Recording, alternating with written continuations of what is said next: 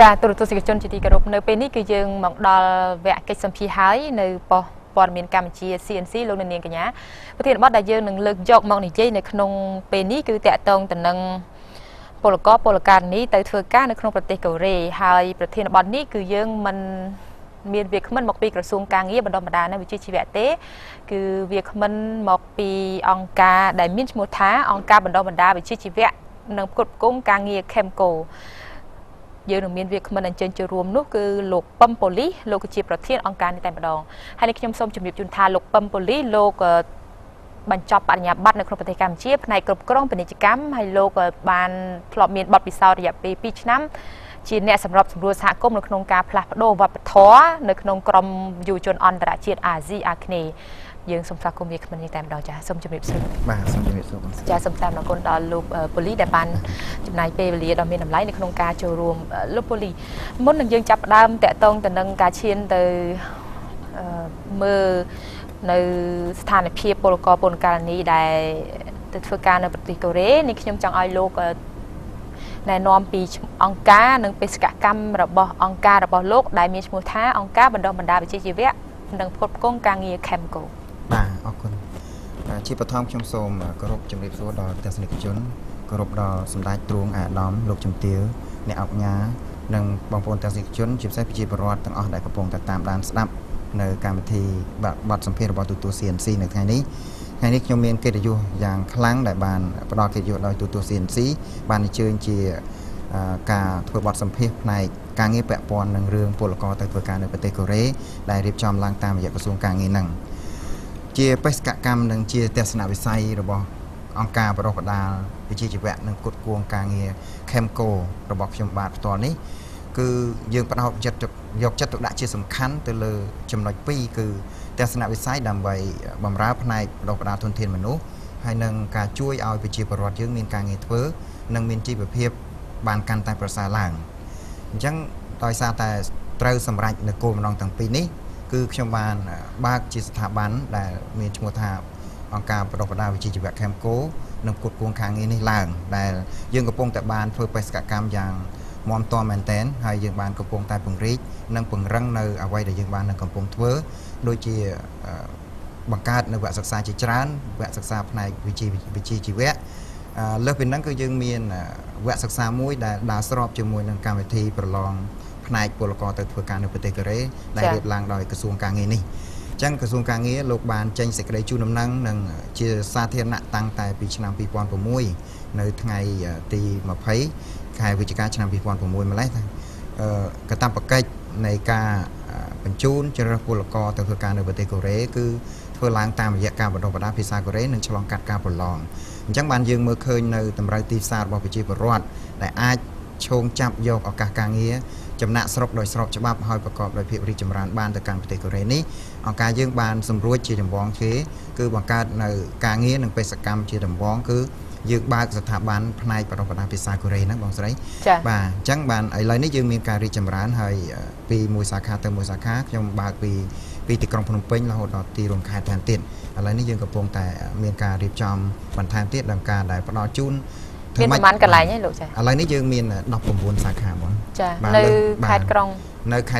នៅភ្នំពេញយើងមានទី Head Office ហើយនៅប្រវត្តិដែរហើយសាខាធំមាននៅខេត្តបាត់ដំបងខេត្តសៀមរាបបាទមាននៅខេត្តកំពង់ចាមតាកែវកពតព្រៃវែងខេត្តស្វាយរៀងខាងកាចេះស្ទឹងត្រែងយើងមានកំពង់ធំកំពង់ឆ្នាំងយើងមានស្ទើរគ្រប់ខេត្តហើយបងគាត់ថាខេត្តខ្លះយើងមាន2ទៅ3សាខារួមបាទចាលោកប៉ូលីសនេះខ្ញុំដឹងថាប្រហែលថ្ងៃចុងក្រោយនេះអង្គការរបស់លោកកំពុងតែប្រកាសផ្ដល់អាហារូបករណ៍ទៅឲ្យមន្ត្រីរាជការនិងអ្នកដែលមានក្របខ័ណ្ឌរដ្ឋនឹងចង់មានវិជ្ជាជីវៈបន្ថែមទៀតថាតើវាសំដៅទៅលើអ្វីដែរចាការផ្ដល់ជូនអាហារូបករណ៍នេះគឺយើងផ្ដល់ជូននៅអាហារូបករណ៍ផ្នែកបណ្ដុះបណ្ដាលផ្នែកភាសាកូរ៉េគឺវគ្គបណ្ដុះបណ្ដាលដើម្បីឲ្យពួកគាត់មានលទ្ធភាពនិងសមត្ថភាពដើម្បីរៀនទៅចូលរួមប្រឡងដើម្បីដាក់ពាក្យសុំស្វែងរកការងារនៅប្រទេសកូរ៉េតាមរយៈការរៀបចំដ៏ត្រឹមត្រូវរបស់ក្រសួងការងារខ្មែរនិងភាគីកូរ៉េអាហារូបករណ៍នេះកន្លងមកដែលអង្គការយើងតែងតែបានជួយពីអង្គការជាដៃគូជាច្រើនដែលខ្ញុំធ្វើការជាមួយសហគមន៍អន្តរជាតិពីដើម គឺខ្ញុំបានស្គាល់នឹងតំណែងដូចជានៅបណ្ដាប្រទេសសិង្ហបុរីម៉ាឡេស៊ីនៅថៃហើយនឹងផែកប្រទេសកូរ៉េគឺខ្ញុំបានទៅបំពេញកិច្ចកម្មនៅទីនោះដែរអញ្ចឹងយើងមានការសហការជាច្រើនដែរនៅក្នុងនោះប៉ុន្តែឲ្យធំដុំឲ្យច្រើននោះមិនទាន់ជាលេចធ្លោជាមូលនិធិអីធំដុំទេគាត់ថាយើងដើរសុំគេខាងជួនកាលសមាគមរបស់កូរ៉េគេជួយដូចជាអង្គការ Human អង្គការ CAMKO ឯគាត់តែងតែបានជួយប៉ុន្តែមិនច្រើនទេប៉ុន្តែនៅពេលដែលយើងបានមូលនិធិនឹងមកក៏យើងបានផ្ដល់ជូនប្រជាពលរដ្ឋយើងទៅជំរាបឲ្យក៏រំលឹកដល់បងស្រីដែរហើយនឹងទស្សនិកជនដែរថាពាក់ព័ន្ធនឹងរឿងបដិបដាលភាសាកូរ៉េនេះកន្លងមកគឺបងប្អូនមានការចំណាយច្រើនបាទមានការចំណាយច្រើនដោយសពថ្ងៃភាសាកូរ៉េមានការរីកចម្រើនច្រើនទាំងវិស័យភាពយន្តវិស័យវប្បធម៌បាទហើយនឹងការផ្នែកទេសចរផងដែរអញ្ចឹងទាំងអស់នេះហើយដែលបង្ហាញនៅការរីកចម្រើនបែបនេះដែលធ្វើឲ្យខ្ញុំមានទឹកចិត្តមួយជំរុញនឹងមុតស្រួចដើម្បីជំរុញផ្នែកប្រព័ន្ធភាសាកូរ៉េហ្នឹងដែលយើងដាក់ស្របពីគឺបងប្អូនអាចចូលរួមប្រព័ន្ធភាសាកូរ៉េរៀននៅគ្រប់ទីកន្លែងហើយនឹងអង្គការ CAMKO យើងបានដែលពួកគេអាចមានលទ្ធភាពរកការងារក្នុងស្រុកក៏បានហើយបើសិនជាពួកគេរៀនចប់ទៅ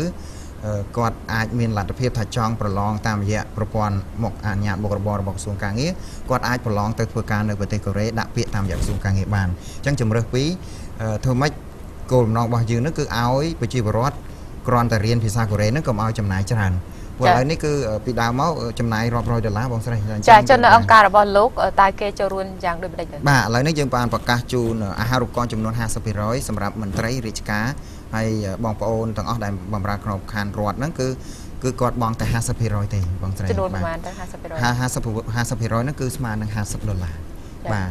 វគ្គសិក្សារបស់យើងត្រូវចំណាយពេល4ទៅ6ខែបានចប់អញ្ចឹងមូលនិធិដែលយើងបានពីអង្គការខាងក្រៅប្រទេសនោះគឺយើងបានបំពេញបន្ថែមនៅជាបរិភាគអញ្ចឹងយើងធ្វើម៉េចឲ្យពួកគេរៀនចប់គ្រប់កម្មវិធីហើយចប់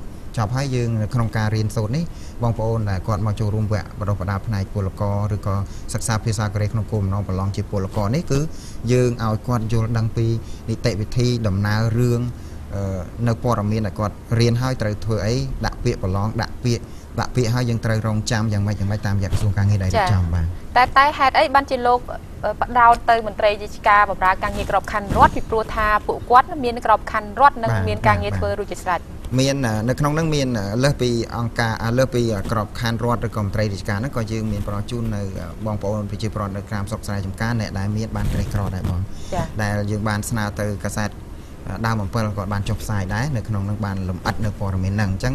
លើសតែពីមន្ត្រីរាជការយើងមានជួយបងប្អូនជាពលរដ្ឋផងដែរនៅក្នុងហ្នឹងប៉ុន្តែនៅក្នុងកំឡុងពេលនេះបងប្អូនដែលមានកង្វល់មានទាល់បាទមានភាពទាល់សម្រាប់ការចំណាយនៅថវិកាចំពោះការសិក្សាភាសាកូរ៉េនេះគឺយើងផ្ដល់ជូនគាត់តែបងប្អូនដែលមានមន្ត្រីរាជការចង់រៀនគាត់ភ្ជាប់មកឲ្យគាត់ជូនមកនៅអាកាសមន្ត្រីរាជការទេគឺចប់ហើយយើងផ្ដល់ជូនទាំងអស់បងហើយមួយសាខាយើងផ្ដល់ជូនចំនួនតែ25នាក់ទេចំពោះស្ទើរ19សាខាហ្នឹងបាទលោកប៉ូលីសលោកបានលើកពីខាងដើមថាការបញ្ជូនពលករទៅប្រទេសកូរ៉េគឺជាភារកិច្ចរបស់ក្រសួងការងារនិងបណ្ដុះបណ្ដាលវិជ្ជាជីវៈថាតើអង្គការរបស់លោកអាចជួយអ្វីបាននឹងជួយចែករំលែកអ្វីទៅប្រសិនបើនេះគឺជាការងាររបស់សម័យក្រសួងនោះចា៎បាទអរគុណតកតងនៅចំណុចនេះក៏ខ្ញុំសូមអនុញ្ញាតដល់លោករដ្ឋមន្ត្រីក្រសួងការងារហើយនិងអាដាមលោកជំទាវដែលពាក់ព័ន្ធនៅក្នុងក្រសួងការងារទាំងអស់ថ្ងៃនេះសូមការអនុញ្ញាតដើម្បីយកព័ត៌មានពីក្រសួងការងារបន្ថែមទៀតមកជម្រាបជូនដល់ប្រិយមិត្តអ្នកស្ដាប់ក៏ដូចជាបងប្អូនប្រជាពលរដ្ឋដែលមិនទាន់បានយល់ច្បាស់អំពីប្រព័ន្ធពលករទៅធ្វើការនៅប្រទេសកូរ៉េជាការពិតបងគឺការធ្វើការបញ្ជូនពលករទៅធ្វើការនៅប្រទេសកូរ៉េគឺពុំមែនជាកាតព្វកិច្ចរបស់សាលាកូរ៉េមជ្ឈមណ្ឌលកូរ៉េឬក៏អង្គការរបស់ខ្ញុំបានទេបាទវាជាភារកិច្ចដ៏មុតស្រួចនិងភារកិច្ចដ៏ចាំបាច់បំផុតដែលក្រសួងការងារលោកបានធ្វើដោយផ្ទាល់ជាមួយនឹងក្រសួងការងារកូរ៉េអញ្ចឹងសួរថាតើអង្គការ CAMKO អាចជួយអ្វីបានដល់ប្រជាពលរដ្ឋហើយអង្គការ CAMKO អាចបានចូលរួមអ្វីខ្លះក្នុងសង្គមជាតិអញ្ចឹងកន្លែងនេះខ្ញុំសូមបញ្ជាក់ថាពលករយើងកន្លងមកដោយសារតែលោកយល់ព័ត៌មានឲ្យបានច្បាស់ងាយនឹងចាញ់បោកគេបាទអញ្ចឹងបងប្អូនដែលបានទស្សនាទូទស្សន៍ CNC នៅថ្ងៃនេះក៏ខ្ញុំចូលរួមចែករំលែកនៅចំណេះដឹងហើយក៏ដូចជាព័ត៌មានពិត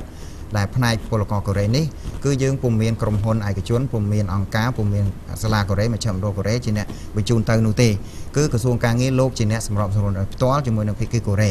សួរថាតើធ្វើម៉េចដើម្បីឲ្យបងប្អូនទៅបម្រើការងារនៅប្រទេសកូរ៉េបានដោយស្របច្បាប់នោះបើសិនជាយើងត្រូវធ្វើការនៅក្រសួងការងារហ្នឹងអញ្ចឹងបងប្អូនបានជ្រាបហើយថា នៅប្រទេសកម្ពុជាយើងកំពុងតែខ្វះលទ្ធភាពការងារអញ្ចឹងសកម្មភាពរបស់ខ្ញុំកំពុងតែជួយឲ្យបងប្អូនមានការងារធ្វើមិនថានៅក្នុងស្រុកឬក៏ក្រៅស្រុកទេលក្ខខណ្ឌតែ3ទេបងស្រីដែលអាចដាក់ពាក្យតាមរយៈក្រសួងការងារបានតែបងប្អូនអាចចាំពីពេលនេះទៅគឺងាយទៀតដែលយើងគ្រាន់តែរៀនភាសាកូរ៉េរៀនឲ្យចប់កម្មវិធីវាទៅរៀនហើយគឺក្រសួងគាត់នឹងរៀបចំប្រឡងបាទពេលដែលយើងប្រឡងហើយឲ្យយើងចូលរួមប្រឡងជាប់គឺយើងមានន័យថាយើងបានលក្ខខណ្ឌមួយមានន័យលក្ខខណ្ឌទី1លក្ខខណ្ឌទី2ក៏សូមអរគុណដល់សម្ដេចអគ្គមហាសេនាបតីតេជោហ៊ុនសែនដែលលោកបានផ្ដល់ជូនហើយបានយកចិត្តទុកដាក់យ៉ាងខ្លាំងចំពោះការចំណាយទៅលើលិខិតឆ្លងដែនបងស្រីដែលលិខិតឆ្លងដែនពីដើមមកតម្លៃខ្ពស់តម្លៃខ្ពស់ដែលតាំងពីឆ្នាំ2008ចុងឆ្នាំនៅក្នុងវេទិកាសាធារណៈជាមួយនឹងវិស័យឯកជននៅ CDC ដែលសម្ដេចបានថ្លែងនៅពេលនោះមានអនុក្រឹត្យឯចែងច្បាស់លាស់ណាគឺសម្ដេចបានផ្ដល់ជូននៅការចំណាយទៅលើលិខិតឆ្លងដែនឲ្យចំណាយតែ$24ទេគឺថតរូបហើយនឹងថ្លៃ chip passport អញ្ចឹងពលករពេលដែលប្រឡងជាប់ហើយគឺត្រូវដាក់ពាក្យសុំធ្វើលិខិតឆ្លងដែនតាមរយៈក្រសួងដែរអញ្ចឹងពលករម្នាក់ចំណាយតែ$24ទេសម្រាប់បានការងារថត passport ហ្នឹងអញ្ចឹងនេះជាការលក្ខខណ្ឌទី2ហើយចំណែកលក្ខខណ្ឌទី3គឺពលករគ្រាន់តែចូលរួមពិនិត្យសុខភាពហ្នឹងគឺពិនិត្យទាំងអស់នៅក្នុងខ្លួនយើងហ្នឹងគឺកុំឲ្យមានជំងឺដែលខាងក្រសួងហាមឃាត់ដូចជាជំងឺរលាកថ្លើមជំងឺអេដហើយនឹងភាពពិការភាពផ្សេងទៀតអញ្ចឹងក្រសួងការងារនិងពេទ្យការងារគាត់ជាអ្នករៀបចំជូនយើងពេលចប់ទាំង3លក្ខខណ្ឌហ្នឹងគឺយើងបាន pick up ឯកសារទាំងអស់ហ្នឹងយើងអាច apply តាមរយៈក្រសួងការងារបានដោយស្របច្បាប់បាទចាលោកប៉ូលីសយើងនៅមានរយៈពេលតែ2នាទីទៀតទេនៅក្នុងកិច្ចសម្ភាសន៍នេះក៏ប៉ុន្តែនេះខ្ញុំចង់បានយោបល់ពីលោកបន្តិចដោយសារតែលោកក៏មានការអង្គការរបស់លោកក៏មានការបណ្ដុះបណ្ដាលនៅភាសាកូរ៉េលោកមើលថាតើប្រជាជននៅតែចាប់អារម្មណ៍ទៅធ្វើការនៅប្រទេសកូរ៉េនេះដដែលទៀតឬក៏យ៉ាងណាបើសិនបើពេលនេះប្រមុខរដ្ឋាភិបាលក៏លោកបានធ្លាប់ប្រកាសតាក់ទងទៅនឹងការងារមានដ៏ច្រើនសម្បើមនៅក្នុងប្រទេសបែបនេះចានៅតែមានបងបាទនៅតែមានគឺចំណាប់អារម្មណ៍ដោយសារតែប្រទេសកូរ៉េបានផ្ដល់ជូននៅលទ្ធភាពប្រាក់ខែខ្ពស់ពី$1000ឡើងទៅបងអញ្ចឹងគឺនៅតែមានចាក់ចេញអញ្ចឹងហើយពួកគាត់ថានៅក្នុងហ្នឹងគឺ